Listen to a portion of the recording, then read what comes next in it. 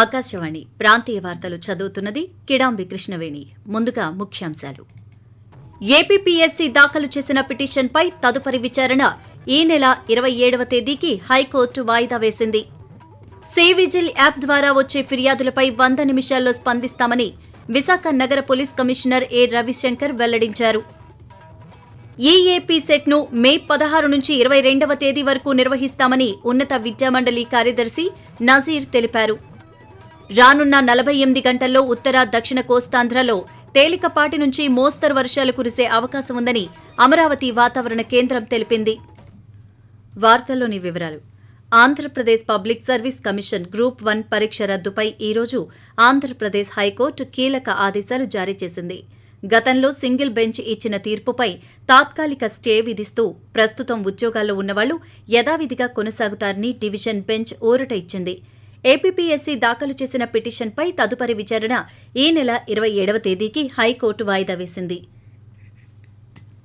సార్వత్రిక ఎన్నికల్లో రాజకీయ పార్టీల ప్రచారాలకు, ర్యాలీలకు అనుమతులు ఇచ్చే అధికారం ఎన్నికల రిటర్నింగ్ ఆఫీసర్లదేనని విశాఖపట్నం నగర పోలీస్ కమిషనర్ ఏ రవిశంకర్ అన్నారు. డోర్ టు డోర్ ప్రచారానికి కూడా అనుమతులు ఆర్ఓ నుంచి పొందాలని, దానికి సువిధ యాప్ను సద్వినియోగం చేసుకోవాలని తెలిపారు. జిల్లా వ్యాప్తంగా మొత్తం 63 బృందాలు విధుల్లో ఉంటాయని, అలాగే సి-విజిల్ యాప్ ద్వారా వచ్చే ఫిర్యాదులపై తమ బృందాలు 100 నిమిషాల్లో స్పందిస్తాయని ఆయన వెల్లడించారు. ఈఏపీ సెట్ను మే 16 నుంచి 22వ తేదీ వరకు నిర్వహిస్తామని ఉన్నత విద్యామండలి కార్యదర్శి నజీర్ తెలిపారు. ఈ సందర్భంగా ఆయన మాట్లాడుతూ ఇంజనీరింగ్, వ్యవసాయ, ఫార్మసీ కోర్సుల్లో ప్రవేశాలకు ప్రకటించిన షెడ్యూల్ మేరకు మే 13వ తేదీ పోలింగ్ ఉండడంతో షెడ్యూల్ను సవరించామని పేర్కొన్నారు.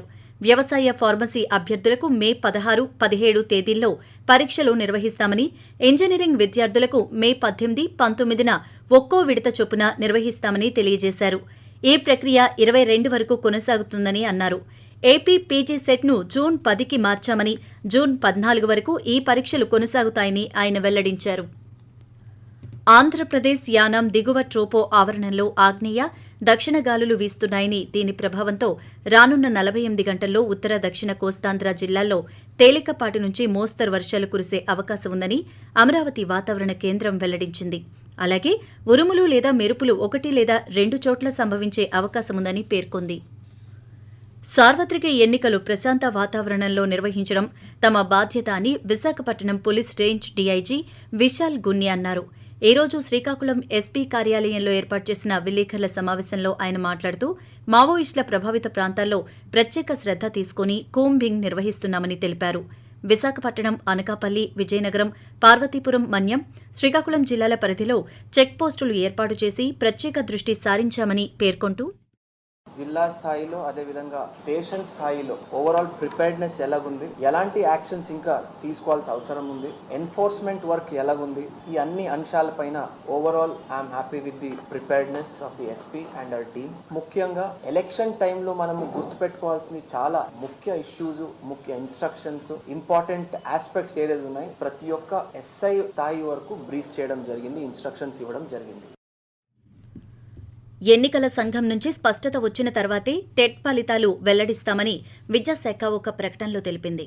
మార్చి 14వ తేదీనే టెట్ ఫలితాలు వెల్లడి కావాల్సి ఉందని, మార్చి 16న ఎన్నికల షెడ్యూల్ విడుదల కావడంతో ఎలక్షన్ కమిషన్ నుంచి అనుమతి రాగానే ఫలితాలు వెల్లడిస్తామని విద్యాశాఖ అధికారులు పేర్కొన్నారు. ఆకాశవాణి ప్రాంతీయ వార్తలు వింటున్నారు. ప్రతి సంవత్సరం మార్చి 21వ తేదీన ప్రపంచ అటవీ దినోత్సవం జరుపుకుంటున్నాము. 2012 నవంబర్ 28న యునెస్కో ప్రపంచ అటవీ దినోత్సవాన్ని ప్రకటించగా 2013 మార్చి 21వ తేదీన తొలిసారిగా దీనిని నిర్వహించారు. అడవుల ప్రాముఖ్యత, ప్రయోజనాలను తెలియజేయడం కోసం ప్రతి సంవత్సరం ఒక్కో ఇతివృత్తంతో వివిధ కార్యక్రమాలు నిర్వహించడం జరుగుతోంది. ఈ సంవత్సరం అడవులు, ఆవిష్కరణలు అనే థీమ్తో అంతర్జాతీయ అటవీ దినోత్సవం జరుపుకుంటున్నాము. స్వచ్ఛమైన గాలి, నీరు, ఆహారం, వనరులను అందించడం, కాగితం వినియోగాన్ని తగ్గించడం వంటి ఎన్నో అంశాలను పొందుపరిచారు. ప్రభుత్వ సంస్థలు, ఎన్జీఓలు, స్థానిక సంఘాలు వంటి వివిధ వాటాదారులను ఈ సందర్భంగా ప్రోత్సహిస్తారు. అలాగే ప్రపంచ స్థాయి వాతావరణాన్ని నియంత్రించడం, జీవ వైవిధ్య నష్టం, భూమి క్షీణత వంటి ప్రపంచ సవాళ్లను ఎదుర్కోవడం ఈ దినోత్సవం ముఖ్య ఉద్దేశ్యం. రాబోయే తరాలకు పర్యావరణ వ్యవస్థలను రక్షించడానికి సంఘాలు ఏకమవుతాయని ఆశిద్దాం. ఆర్థిక స్తోమత లేని జైలులో ఉన్న అనేక మంది ఖైదీలకు ఉచిత న్యాయ సలహా సహాయం అందించేందుకు శ్రీకాకుళం జిల్లా న్యాయస్థానంలో ఉచిత లీగల్ సెల్ ఏర్పాటు చేశామని జిల్లా న్యాయ సేవాధికార సంస్థ కార్యదర్శి ఎం సన్యాసి నాయుడు తెలిపారు.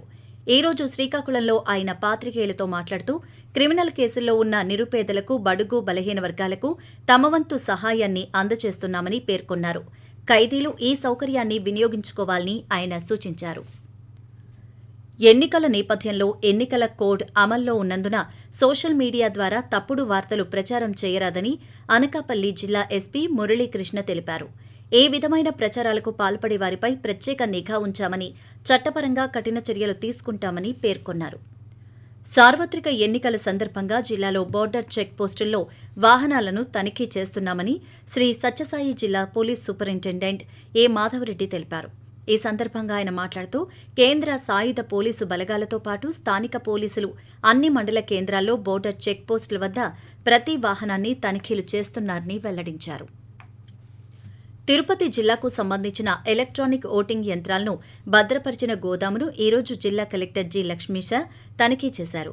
ఈ సందర్భంగా ఆయన పాత్రికేయులతో మాట్లాడుతూ ఎన్నికల విధులకు హాజరయ్యే పీఓ, ఏపీఓల శిక్షణ కోసం వీవీప్యాట్లను వినియోగిస్తున్నామని చెప్పారు. గోడౌన్ వద్ద భద్రతా ఏర్పాట్లు, సీసీ కెమెరాలను కలెక్టర్ ఈ సందర్భంగా పరిశీలించారు. బందోబస్తును 24 గంటల పాటు యథావిధిగా కొనసాగించాలని అధికారులకు సూచించారు. ఈ రోజు శ్రీవారి ఆర్జిత సేవలైన కళ్యాణోత్సవం, ఊంజల్ సేవ, ఆర్జిత బ్రహ్మోత్సవం, సహస్ర దీపాలంకార సేవా టికెట్ల కోటాను విడుదల చేశారు. జూన్ 19 నుంచి 21వ తేదీ వరకు జరగనున్న జ్యేష్ఠాభిషేకం ఉత్సవంలో పాల్గొనేందుకు ఈ రోజు ఉదయం 10 గంటలకు భక్తులకు టిక్కెట్లను అందుబాటులో ఉంచారు.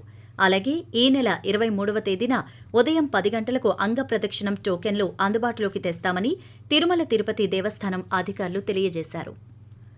తిరుమల శ్రీ వెంకటేశ్వర స్వామి వారిని నారా కుటుంబ సభ్యులు దర్శించుకున్నారు. ఈ రోజు ఉదయం వీఐపీ విరామ సమయంలో తెలుగుదేశం పార్టీ నేత నారా లోకేష్, నారా భువనేశ్వరి, నారా బ్రాహ్మణి దేవాంశులు స్వామివారి సేవలో పాల్గొని మొక్కులు చెల్లించుకున్నారు. టీటీడీ అన్నప్రసాద ట్రస్టుకు 38 లక్షల రూపాయల విరాళం కుటుంబ సభ్యులు అందజేశారు. ఎన్నికల పర్యవేక్షణ నిమిత్తం ఒంగోలు కలెక్టర్ కార్యాలయంలో కమాండ్ కంట్రోల్ రూమ్ ఏర్పాటు చేశామని ప్రకాశం జిల్లా ఎన్నికల అధికారి, జిల్లా కలెక్టర్ ఏఎస్ దినేష్ కుమార్ తెలిపారు. కలెక్టరేట్లో ఏర్పాటు చేసిన కమాండ్ కంట్రోల్ రూమ్ను ఆయన పరిశీలించారు. ఈ సందర్భంగా మాట్లాడుతూ ఈ కంట్రోల్ రూంలో 14 మంది నోడల్ ఆఫీసర్లు 24 గంటల పాటు అందుబాటులో ఉంచామని, వచ్చిన ఫిర్యాదులపై తక్షణమే పరిష్కరిస్తామని తెలిపారు. రాజకీయ పక్షాలు నిర్వహించే ర్యాలీలు, సమావేశాలలో ప్రభుత్వ ఉద్యోగులు పాల్గొంటే కఠిన చర్యలు తప్పవని తెలిపారు.